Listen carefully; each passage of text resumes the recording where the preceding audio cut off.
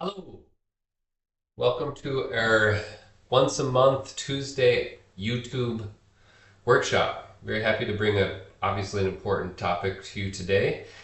And I think that when we look at the title Stress Management and the Chiropractic Link, the exposure and our idea to stress, what it is, where it comes from, is something that the more you learn about it, what we hope is that you can be a proactive participant in helping to reduce your overall stress.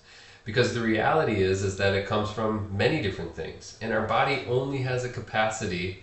It's like RAM, or random access memory, that a computer operates on. Our brain is similar, our bodies are similar. There's only so much processing speed, so stresses coming from different areas all contribute to our body not working as well as it should. So we are going to get into that, what potentially can cause it, and ultimately its relationship to the nervous system and even our posture, and then what we can do as chiropractors to help you to get over that. And then most importantly, what I really want to talk about in these workshops, either in our corporate workshop series, in these online webinars, or in our in-person workshops, is giving people something that practical that they can do in the day-to-day to, again, like I said, be a proactive participant in your ability to be healthy and well. Because the reality is that you, an individual, has more power to have a positive impact on your overall health than any one practitioner.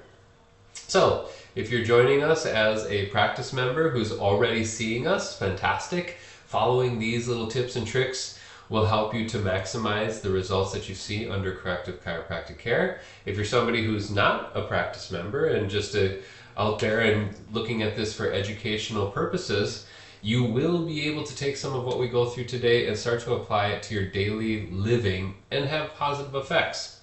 Ultimately, if you do feel like there are some limitations of what you can do on your own, obviously we are very happy to see how we might be able to help you achieve your health goals as well.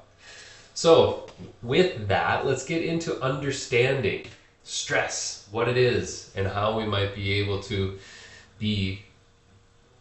improve our stress. So understanding stress. Stress isn't this emotional. Oftentimes people say, well, I'm so stressed, or work is causing me stress, or it's this, and we think of this like anxiety or anxiousness. When I think of stress, I think of this feeling in my body that I start to get. And that's exactly the point that we really want to talk about, is that stress isn't just this emotional response. It's not something that this emotion that you feel, it's also physiological changes in our body that you're feeling. It changes your body. And there are two types of stress that our body responds to. Acute stress, or O stress, this is something that is helpful to the body. And this can be different. If it's like O stress in relationship to public speaking, that's actually a good type of stress. Your body helping you to prepare and get ready to present. And after the talk is done, you feel a little bit more comfortable. Or O stress would be like going to the gym, stressing your body, physically stressing, and then your body heals stronger.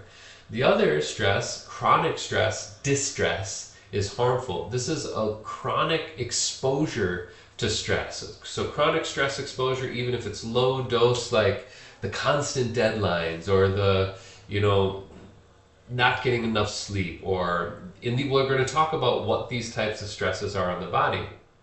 And so, yes, there is this emotion. Stress can be this emotion, but physiologically changing to that stress stimulus is what the body does. So you have your parasympathetic response and your sympathetic response. Parasympathetic, this is your rest and digest. This is where healing takes place. When you eat a meal, you have an increased parasympathetic response because your body has to digest that food. It extracts the nutrients and starts to build and replace cells. Sympathetic response, or the fight or flight response, this is where your body is preparing yourself to fight or run away. And this happens from any type of stress exposure. So if you have a deadline that's coming from work and you're having this sympathetic stress response, you'd notice an increase in your heart rate. You might recognize that your breathing gets more shallow, tightened musculature. Hormonally, you'll have an increased cortisol. You'll suppress your digestive function because blood goes from from the core and intestines out to your extremities to help fight or run away. And then it also decreases your immunity. And as you're in this chronic stress response, if it's difficult to get out of this sympathetic dominance, you may start to feel yourself having headaches or muscular tension in the neck or upper shoulders that can lead to headaches, tiredness, fatigue, digestive issues, poor sleep, anxiety, depression, fatigue, and irritability. Now, these are physiological processes that happen from stress, chronic exposure to that stress state. Now, yes, being stressed is an emotion or a feeling, but like we said, there are different types of exposure that can cause this. So let's take a look at those types of exposure. First and foremost, the easiest type of stress to understand is physical stress. The other components that we do, physical stress would be the stress on the body. So this would be posture, traumatic injury, either a chronic repetitive stress injury or acute trauma like a slip and fall, sprained ankle, a motor vehicle accident, something like this. Chemical stress would have to be is related to the things that you put into your body, or what you're deficient, not putting in your body. So toxicity would be too much of something or something that is bad for you. Deficiency would be not getting enough, let's say, water or a certain amount of vitamins or minerals. Emotional stress, that comes from the relationships that you have. And sometimes that relationship, the emotional stress, can come from your relationship with yourself as well. And then mental stress.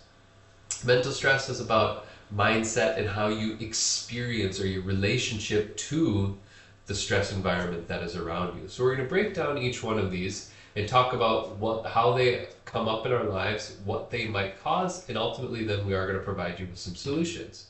So physical stress, like I said, this is posture. I would say that it's hard for me to attach a number to it, but definitely a high majority of people that come into our practice or that talk about having some type of low back pain or neck pain or back pain is the result of poor posture. Chronic repetitive poor posture.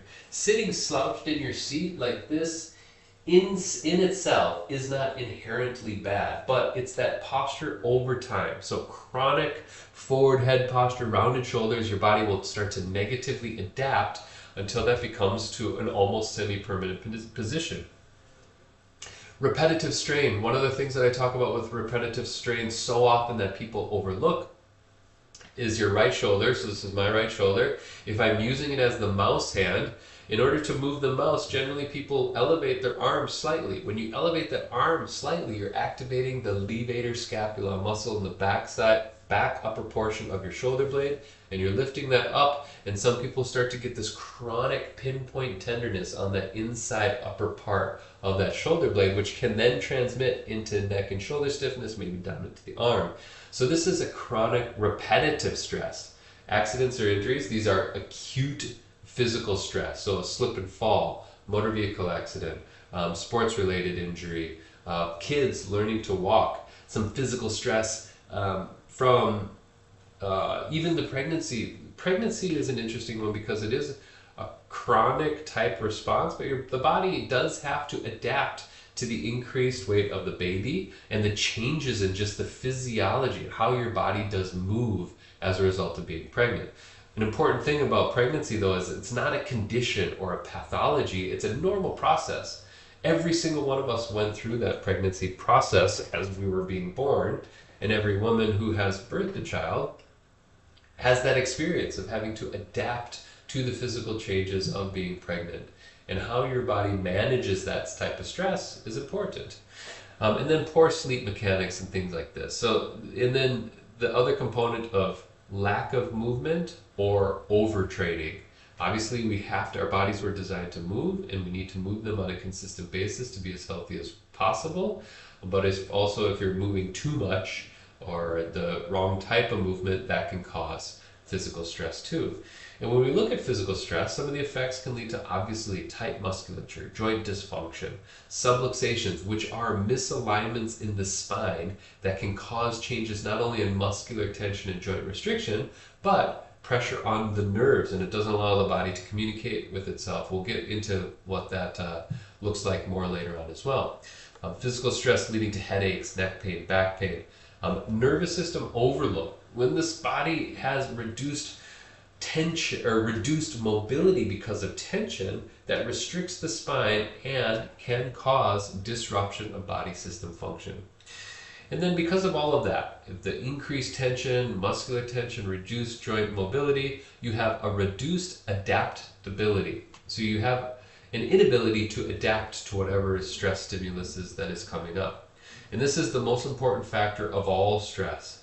The more stress you have, the less able you are to adapt to whatever a stress stimulus coming in. So the better we are at regulating or down-regulating our stress response, meaning that if there's a stressor that comes in, physical stress, and we can handle it, our body can manage it and adapt to that stress, the better able we are to deal with the next stress, unless they just start piling up. So this workshop is designed to help, hopefully, give you an idea about how you can help yourself better manage the stress that comes in, regardless of the stress stimulus. So physical stress, then moving into the next stress, which we see as chemical stress. Now chemical stress, the easiest way to give an example of this would be smoking or alcohol. Obviously, smoking cigarettes has statistically been linked to multiple forms of respiratory diseases, including lung cancer and other cancers of the throat or your nasal cavity. And that is obviously a chemical stress to the body. Drinking alcohol, we know that from all the litany of research ties that into negative ability to adapt to its environment, because your body is having to take in this toxin, metabolize it to get it out, and that is a stress on the body. Nutrient deficiencies. So this is another form of chemical stress. If you're not giving your body the building blocks it needs, it will go into an abnormal function because there is a deficiency of, let's say, magnesium, B vitamins, omega-3s. Environmental toxins, this would be the things detergents they use to clean the floor, or some of the building products or paint that's in the walls. This is a lot less now because of our understanding of environmental toxins. There are a lot of regulations to make the paint or other building products more that are safer.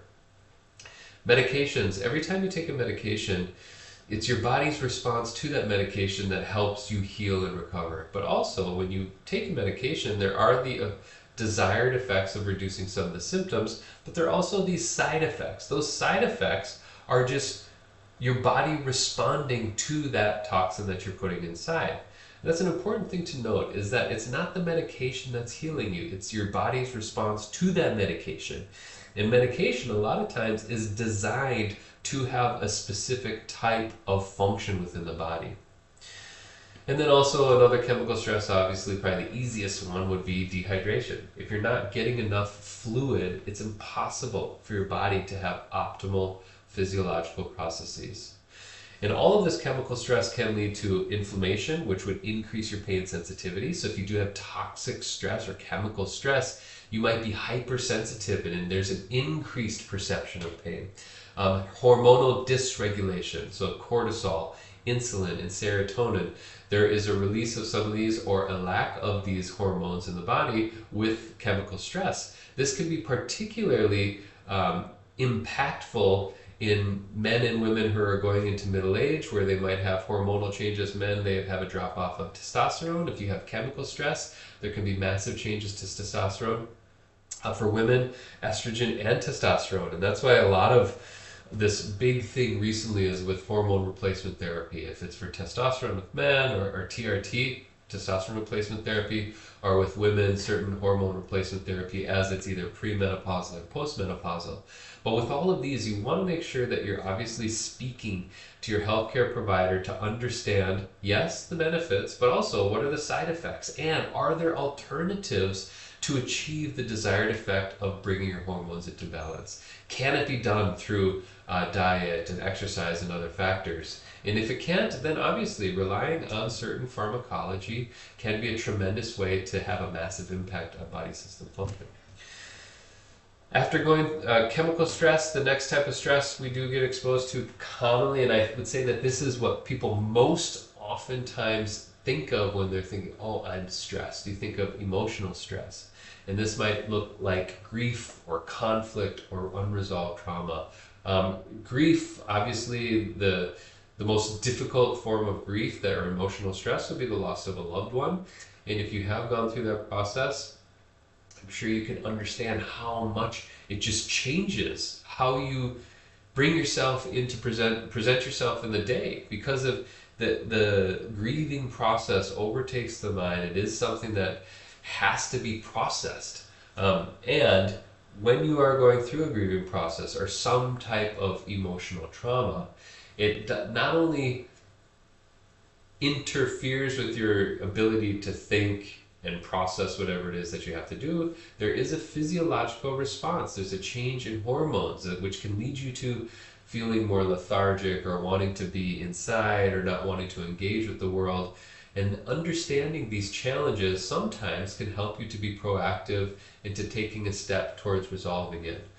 Which isn't to say that resolving emotional stress by doing something like going for a walk, it's not going to make bearing with those challenges easier, but it does change your physiology and makes it easier to go about your day in certain regards. Work or family pressure, loneliness or disconnection. Human beings are social beings, regardless of how much of an introvert you are or an extrovert. Understanding when you need to have the support network or people to reach out to, even if it's one or two or close confidant, can mean the difference between you expressing optimal health and being able to adapt to some type of stress, or being kicked further into the challenges of that emotional stress response.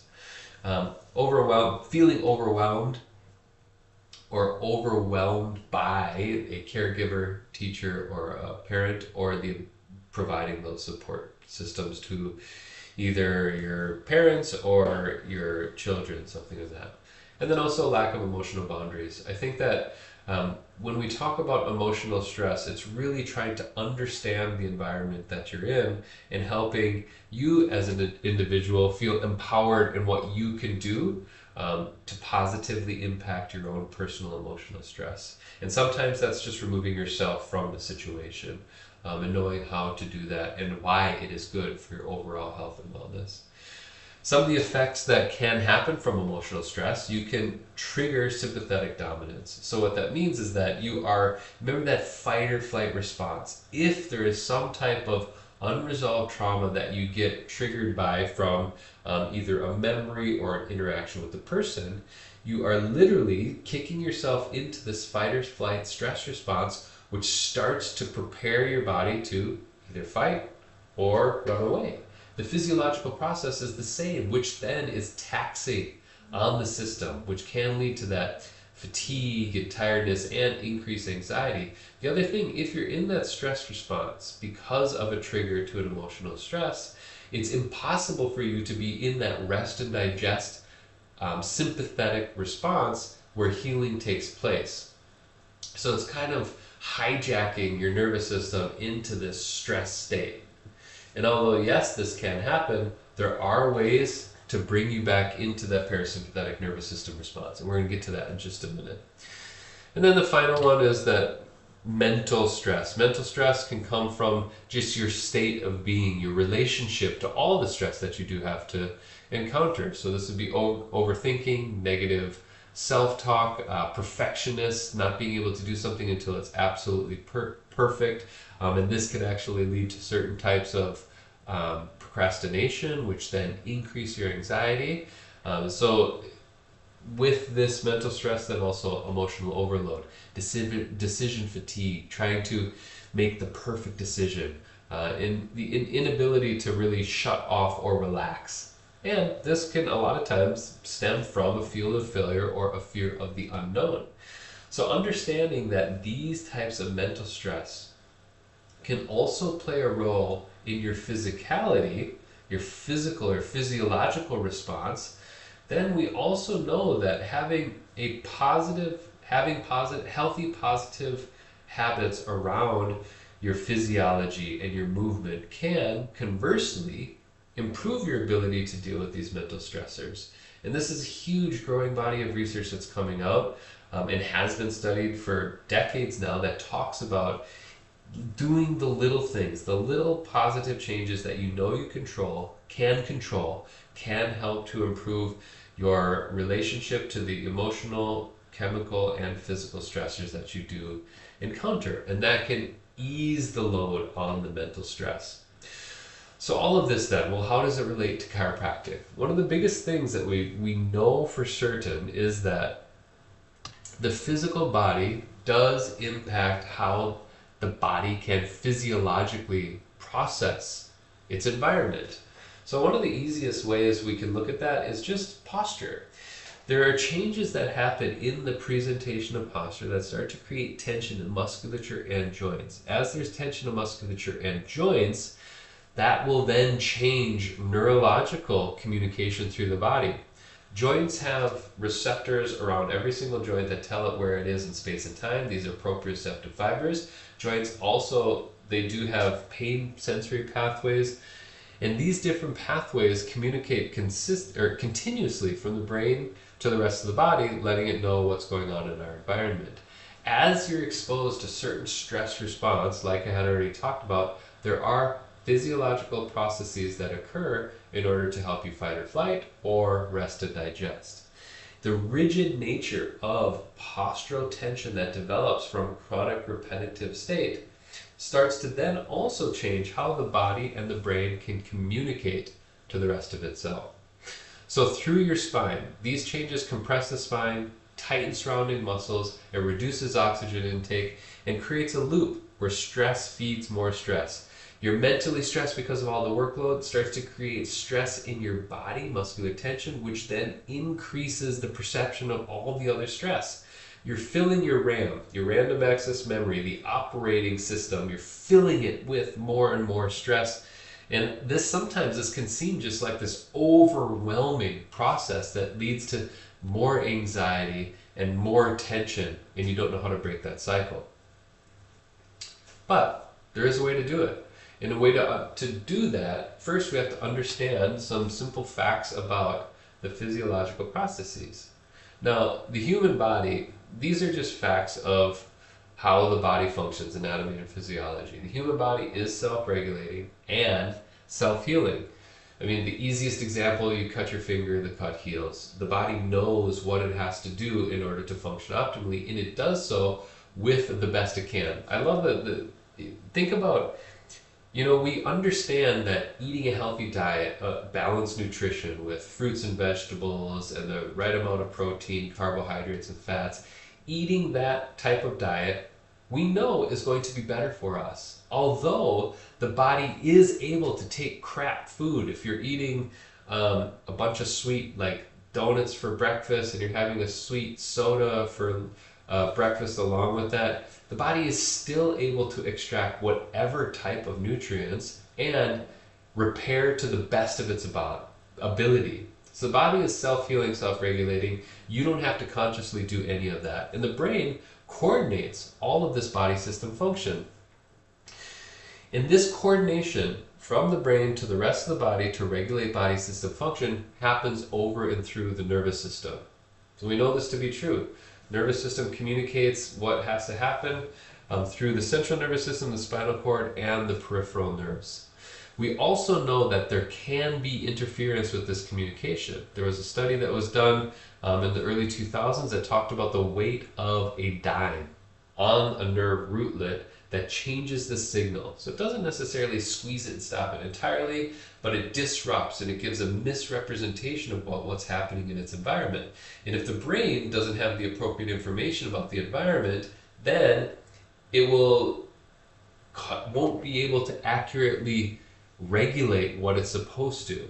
So this interference happens at the level of the spine. So we know that where that bone shifts in the spine, it starts to create that squeezing pressure on the nerve. That condition is known as a subluxation. So a subluxation is what chiropractors work with. The areas of the spine that are stuck and not moving properly, which are changing the signal through that nerve and disrupting body system function. We know for certain if the spine isn't moving to the best of its ability, there's no possible way that you are able to be as healthy as you can be. So what we look for is identifying areas that are stuck through motion, range of motion, palpation, feeling for areas for muscular tension, and then putting that together with x-rays or some type of imaging to let us know if there are areas of the spine that have broken down because of restricted mobility. Excuse me. Thank you. And so our role is to identify those. Identify areas of the spine that are stuck or misaligned. Improve alignment, which will then release muscular tension and restore the body's ability to actively communicate from the brain to the rest of the body and coordinate body system function. The way that I look at it, so oftentimes people say, well, chiropractors just crack bones. And that can feel good because there's a release of hormones, feel-good hormones. And yes, of course, that's true, that we don't crack bones. When we do give an adjustment, a byproduct of that adjustment is hearing clicks and pops. That's air bubbles forming in the joint capsule. And what this does, there is a local effect. What I mean by that is when we give that adjustment, we're increasing the mobility of that joint that is stuck. There is increased blood flow to that area. There's decreased muscular tension from the increased movement of the joint. And then that also changes the nerves at that joint's ability to feel and perceive its environment. So that's local response to the adjustment. Globally then, we're able to improve. There's a functional MRI imaging that when we do get the spine adjusted, there are changes in the signal, there can be changes in the brainstem and also in the cortex because there's increased information coming through as a result of stimulating those nerves. So it does act as a neurological reset. Biomechanically at the joint there's a reset, and neurologically there's a reset because of that improved communication through those nerves. So on top of getting chiropractic adjustments, there are things that the individual can do to make sure that you are able to handle the stress that comes into your life. If it's physical, chemical, emotional, or mental stress, taking care of 3 general components of your day-to-day will ensure the best opportunity to handle that stress. First and foremost, we have to move. The body was designed to move. If you don't use it, you lose it.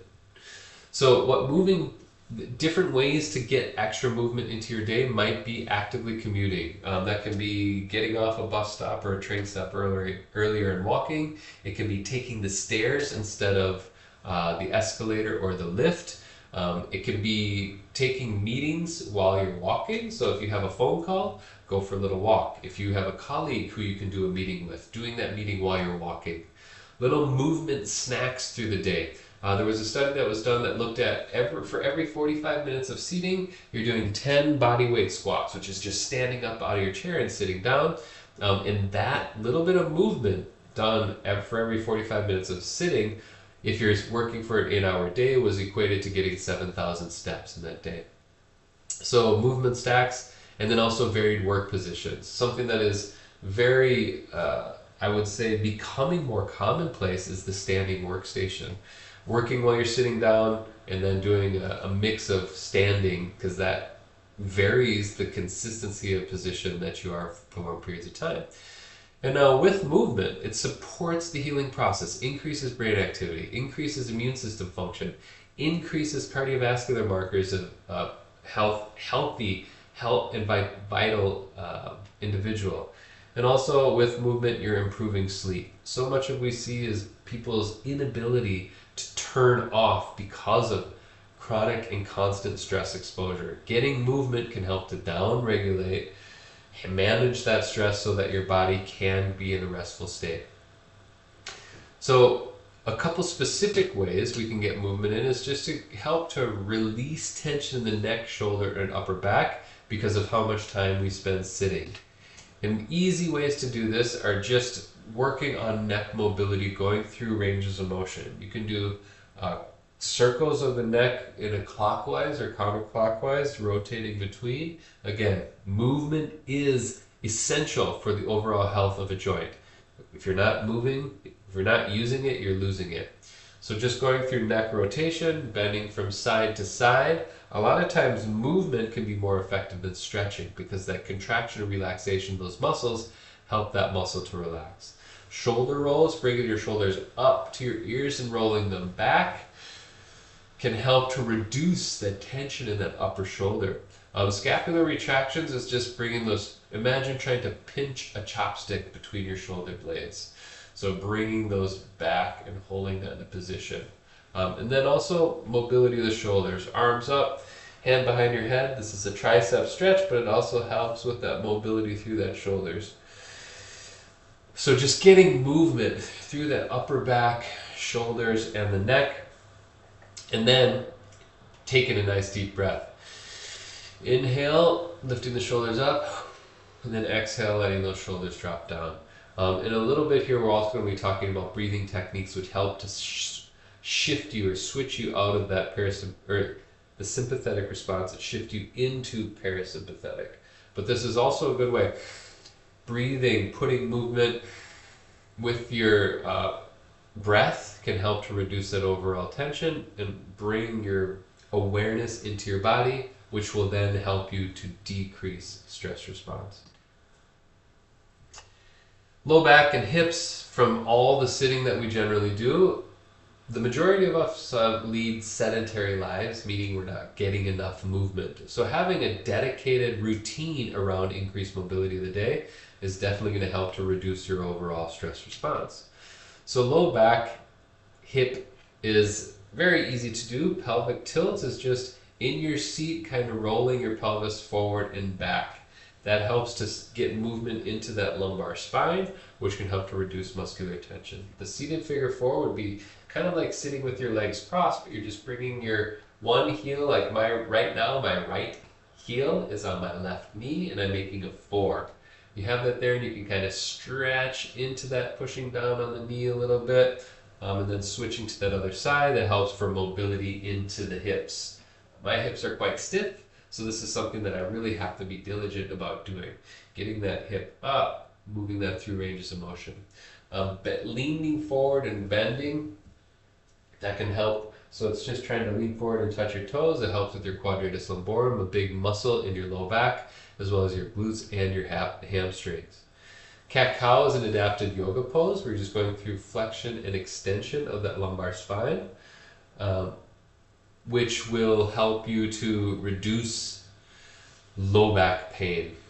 Hip circles, that's just standing up, moving your hip. Again, if you don't use it, you lose it. So much of low back, hip, and knee pain comes just because we're sitting too much.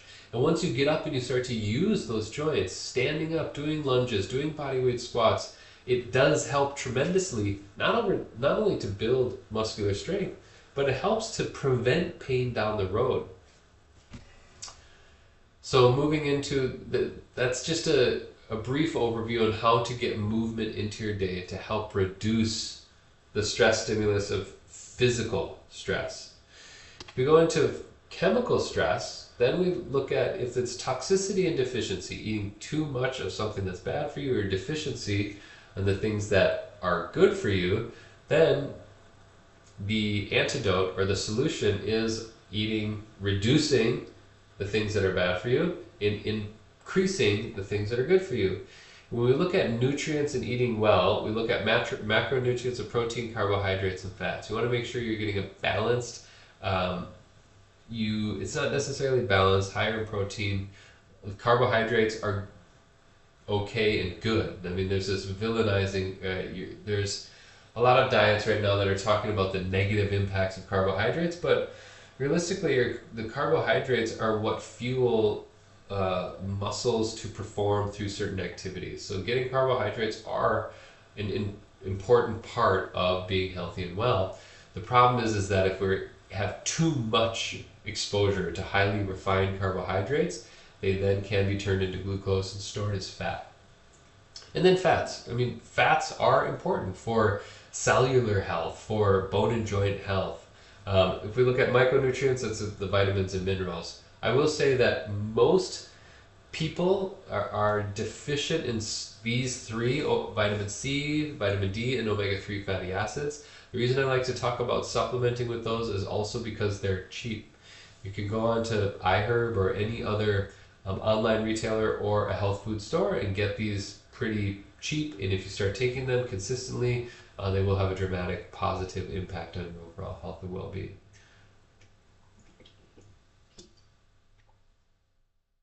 The other component to think about food, yes, we want the appropriate building blocks to repair dead and dying cells, especially as we're aging, but also food is and can be part of our medicinal response to sickness. I mean, think about when you've ever been sick, your mom will be like, oh, we're going to make you some soup. Soup helps with hydration, but also the nutrients from whatever was boiled. If it's a vegetable soup or chicken stock or something, it helps to replace those essential vitamins and minerals that the immune system does need to function. So good healthy diet supports immune system function, supports neurological function, and tissue repair. So I want you to take a close look at what it is that you eat and be honest about whether you think that the stuff you put in your body is either helping to replace dead and dying cells in a good way, or if it's creating more stress. If it's highly refined, lots of sugar, and not enough vitamins and minerals, you definitely are creating more stress in your symptoms. And if people do complain of tiredness and fatigue, always feeling lethargic, but they're unwilling to look at or change the things they put in their body, it's very difficult to get a positive outcome from that.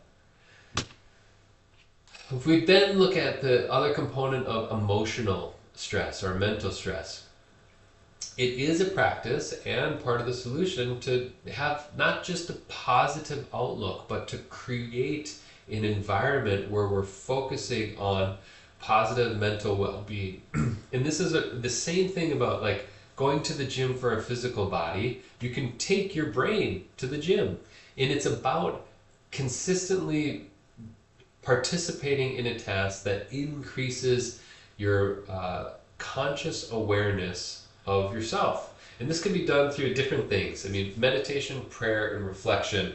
When they study the brain, all of those things light up the same part of your brain. It's the prefrontal cortex. The prefrontal cortex is the part of the brain that makes us human beings. No other species has prefrontal cortex, at least not to the extent that we do.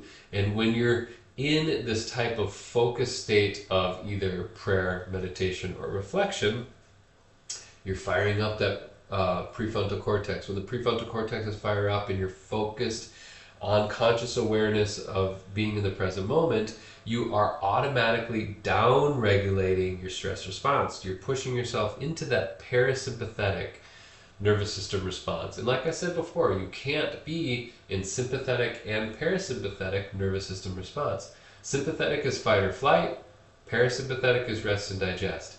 So if by sitting in a reflective state, just thinking about your day, it can just be that, a reflection of your day, and taking some nice deliberate breaths, you are then resting into the parasympathetic response, which then down regulates or turns off that stress response and allows your body to go through that healing process.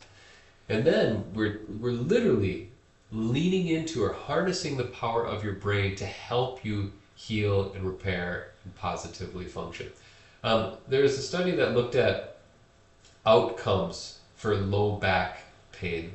And one of the key indicators of positive results was the subject's own mindset on the result. When people were coached through saying, this pain is temporary, it will go away, I am going to see positive changes. And then we're taught about that process of being active, participate of their symptoms to see those go away.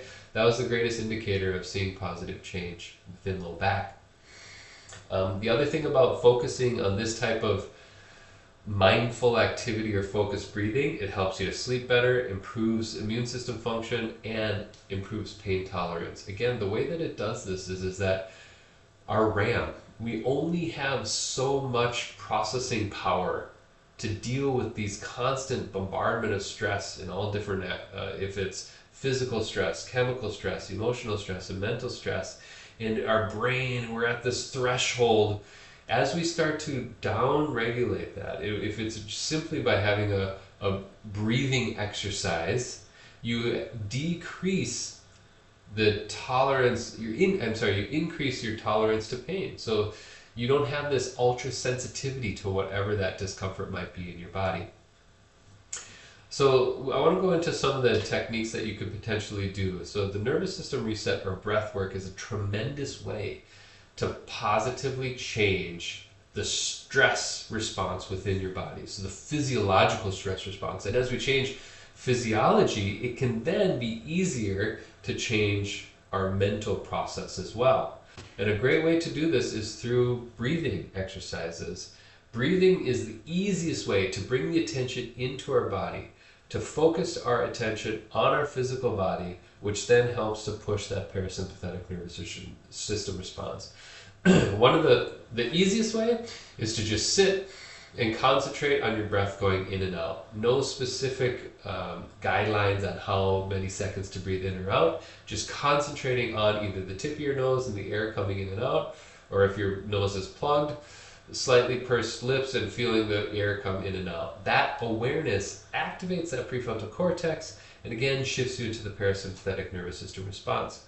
Another way that is a little more involved is called box breathing. And this is an inhale for 4 seconds, holding your breath for 4 seconds, exhale for 4 seconds, holding your breath for 4 seconds.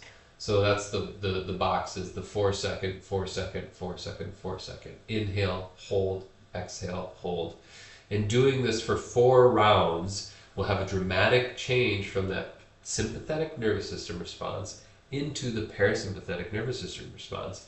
And you've heard me repeat this so much during this talk, and it's so important to know that we human beings have an ability to consciously influence our physiology and how our body is working. You have a capacity as an individual, an autonomous being, have the capacity to change how your brain is literally working simply by bringing awareness into your body on something as easy as your breath. It almost seems too easy.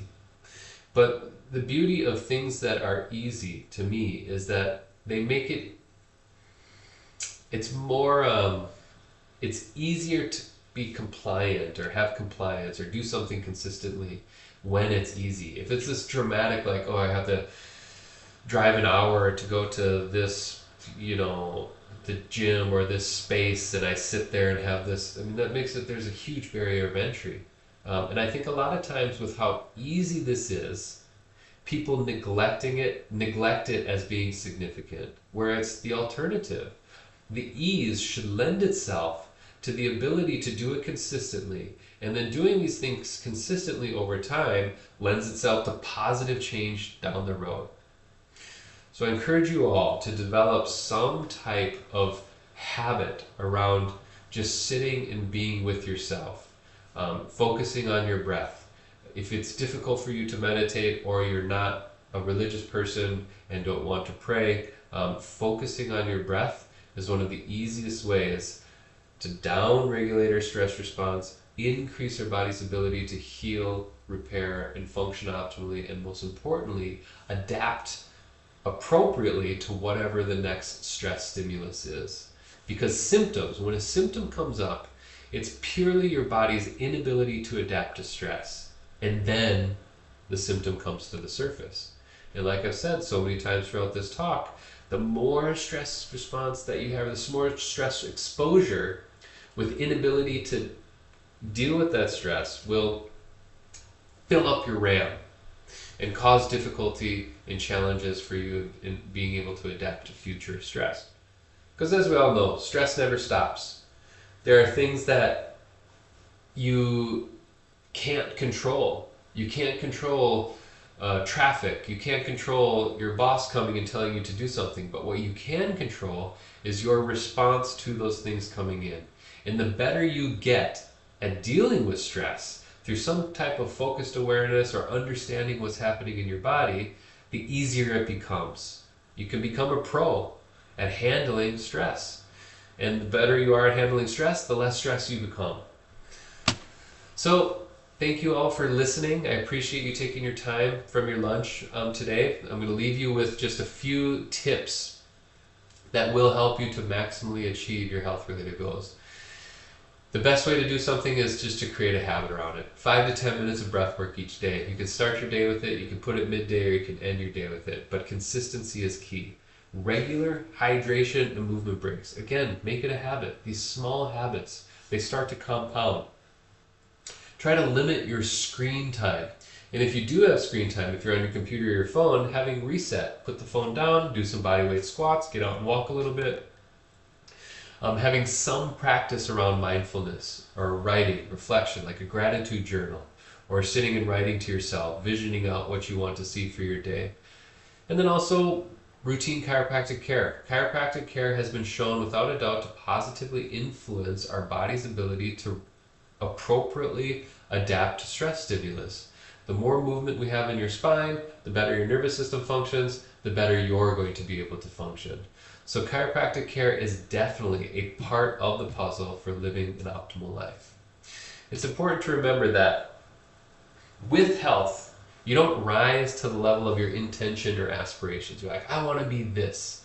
And then if you hold that vision, you're not just automatically going to elevate yourself to that intention or aspiration. You do fall to the level of your nervous system adaptability. So we have to increase our ability to adapt. Going to the gym improves your ability to adapt. Eating a healthy diet improves your ability to adapt. Getting the appropriate amount of sleep improves your ability to adapt. And having some type of positive mindfulness practice, be it a focused breathing, journaling, something like this, improves your body's ability to adapt to stress when it comes into when you are exposed to it. So with that, we'll bring to a close. If you do have any questions, you can type into the stress ball. It looks like, oh yeah, somebody's participating, doing something while you watch the talk. I appreciate your participation. If you have questions, you can type it in here. Obviously, if we sign off from this talk and you ever have questions, don't hesitate to contact us. We have multiple channels of communication through Instagram, TikTok, YouTube. We do instructional videos all the time, helping you to bring in these little positive habits. Like I said, you can have a more positive impact on your health and wellness than any one practitioner can do. But it does require you to take the first step. Not only to take that step, but to follow through with it. But you deserve it. You deserve to be pain-free. You deserve these things, but it requires a little bit of work. And I know you can do it. If you need help, don't hesitate to reach out to us. So, if there are no questions popping up here, I will end the workshop. Hope you enjoy the rest of your week. It's Tuesday. We're nearing that midweek point, but take today a little time to pause. If you do take today that time to pause and start it, you have a much better chance at following through with doing this for the rest of the week. So one day at a time. Pick a time that works for you and be consistent with it. Be healthy and be well. Have a good rest of your week. Thanks a lot.